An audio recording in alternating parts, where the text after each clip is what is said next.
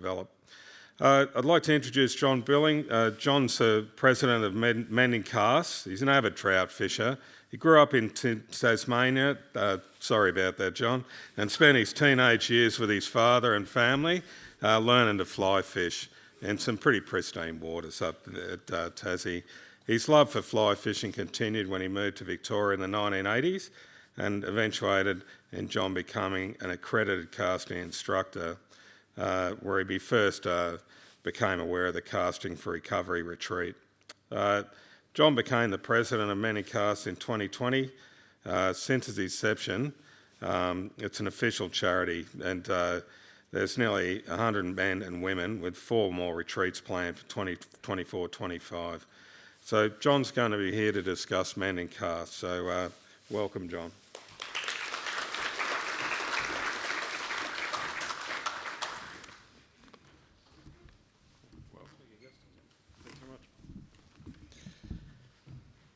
All right, thank you everybody. Thank you to Fisheries and ATF for the opportunity to speak to you all today. One of the things I've noticed actually through presentations that's come through is the influence of volunteering in the fishing community. And that's no more important than the organisations that ourselves that are 100% volunteer driven. Can I just see a raise of hands of everybody who's been involved with one of the Mending Casts retreats? So there's probably, I don't know, 8 to 10 people in the room here, please. So if you have a chance when we're meeting outside at lunch, feel free to jump up and have a chat to them, and they'll be more than willing to give you their impressions about what our retreat's about and follow up on this presentation. But so what I quickly want to do is basically take a little bit of a segue from, I guess, the environmental and the wild trout focus on the conference to date and talk more about the health and wellbeing benefits that our programs offers, especially to people in the cancer space. So like I said, Mending Casts is an organisation that was created to run free live-in fly fishing retreats for people with cancer. And we do that through male and female programs, and we offer those to people at any stage in their cancer journey, be that from initial diagnosis through to stage 2, stage 4, terminal, or even post-recovery 20 years down the track. It doesn't matter. So in dealing with that range of participants, we have a number of challenges, and obviously how we keep them safe and happy and provide them with the experience that they will forget, that they won't forget for the rest of their lives. So why fly fishing? There's a lot of research in the States that's gone on in past about establishing the connection between fly fishing and mindfulness. For those people who are fishers, I'm just sort of preaching to the converted here a bit. But that moment when you're focusing on a fish in the water and everything else around you disappears into the background. There's also a fair bit of evidence about the physical benefits of fly fishing, especially for people recovering from cancer surgery and so forth. You know, the casting stroke has been shown to provide the opportunity for people to mend and heal from their surgeries. And the other aspect of it is the social connection. In our retreats, which I'll go through in a minute, we spend a lot of time connecting people in a social environment and getting them to share their experiences with one another and create a camaraderie that lasts well beyond the retreat. So like I said, we run separate retreats for men and women, but the focus of the program is roughly the same. So these are normally 2 to 3 day events. Traditionally, we'll run them on a Friday, Saturday, Sunday. Although with COVID and the cost of accommodation they're going through the roof, we have been running them Monday, Tuesday, Wednesdays and midweek to try and keep costs down. But traditionally they're run over a weekend. So we'll all convene on the Friday night, get to do a meet and greet, and part of the breaking the ice exercise is a fly tying session where everybody gets together, we tie flies together, and hopefully they get to tie a fly that they can use when they're fishing in the next couple of days and catch a fish on their own fly, which for us fly fishers we know is the holy grail. We also participate in group discussions. So like I said, we get together in a collegiate environment. The participants get to share their experiences with each other and go through some of the challenges that they're facing. We have accredited counsellors who facilitate those discussions, so it's done in a controlled and shared environment.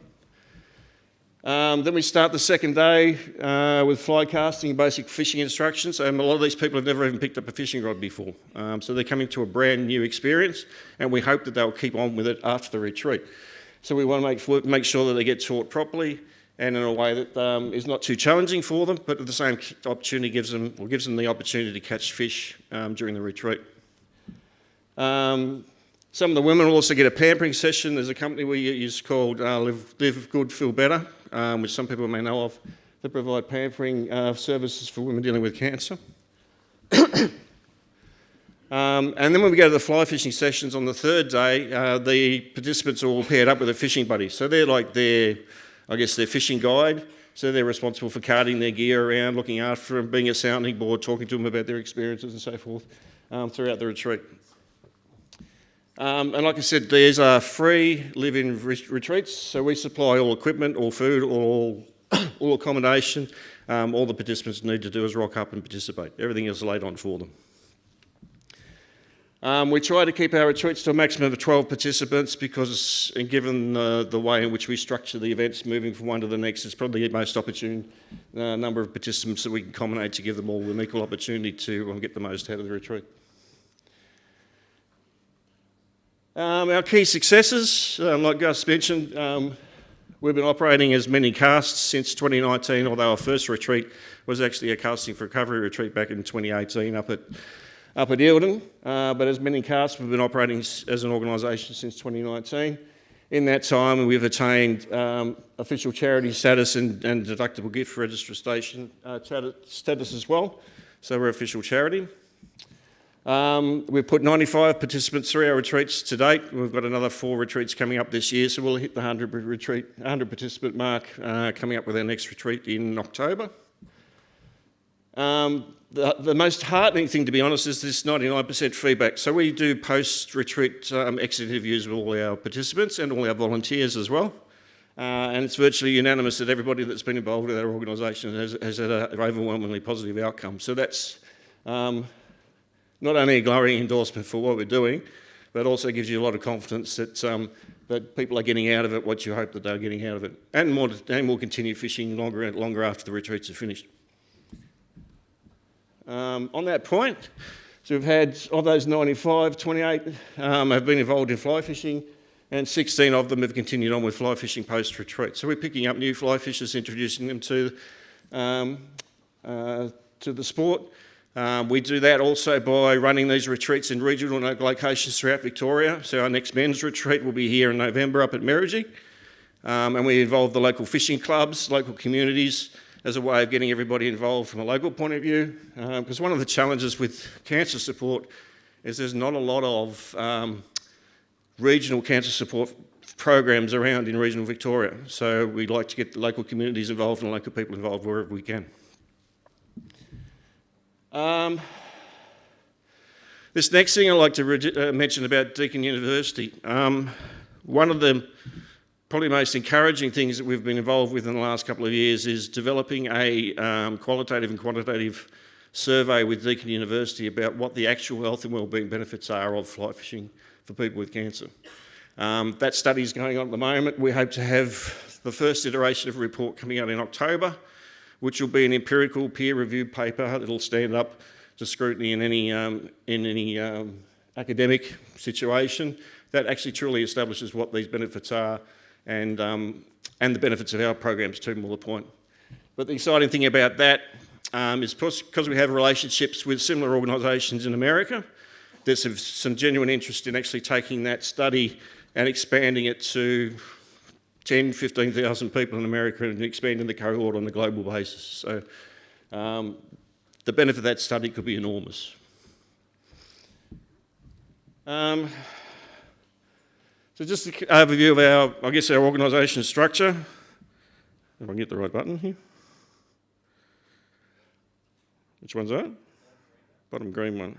That's the one. So Mending Casts, like I mentioned, is the parent organisation, and we run retreats which are called Casting for Recovery for women with breast cancer. So we've got, and they're registered under licence with Casting for Recovery, which is the parent organisation in America. Those programs are running in the States since 1996. So we're under licence to be able to run them here, Victoria and Tasmania. So we're launching CFR Tasmania shortly.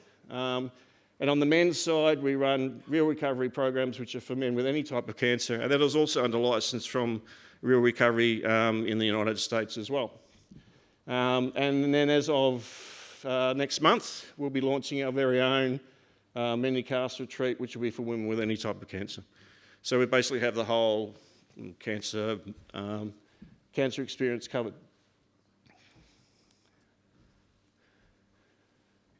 I'd just like to mention some key stakeholders. Victorian Fisheries, I must admit, have been really kind to us. They've been fabulous supports for our programs in terms of stocking and merchandising and backing us and grant applications, all sorts of things. They've been really good supporters for us. Like I said, Casting for Recovery and Real Recovery in the States have been great supporters of our programs as well, especially in the early days when we were getting everything off the ground. Needed some support to them to get some traction. Peter Mack, we've got some formal relationships with Peter Mack in that they give us actually referrals of their cancer patients. So we're on their referral programs for the Cancer Support Group. Deakin University I've mentioned, and ONJ also from their Cancer Wellness Centre. We're on the referral group for their patients as well. And Look Good and Feel Good Matter I just mentioned before about providing us with the pampering services. So what's next? So our next retreat is in Warrnambool next month, and that's the first women's retreat that we're running. And like I said, that will see us achieve the 100th person going through our programs. Our next Real Recovery retreat is the following month up here at Merrijig. We'll be up at the Seagull at Pinnacle Valley and run our men's retreat in November. Casting for Recovery in Tasmania, we're planning to launch the following year. The dates haven't been locked in for that because we're still organising, but that'll come on stream shortly. And another thing I'd like to mention is there's a major rebranding going on at the moment. The organisation name will stay the same, but a lot of the branding and colours and all that will be changing over the next couple of months. So keep an eye out for that in our socials and website and so forth. Next here, I'd just like to show you a short little snippet from a segment from the AFN Fishing Show, which our presentation colleague here, James Norney, is the host of. They did a segment on our Real Recovery retreat up here in Merrijig in November last year. So I'd like to just play a clip of that now, which gives you a feedback from a participant's point of view about what they get out of it. Well, you meet the people and you're talking for a couple of hours and it's like you've known them for like 10 years. That's how comfortable you feel. Yeah. And nothing was a problem. You had an issue, like there was one night there I got really tired, I couldn't go to one of the conversations.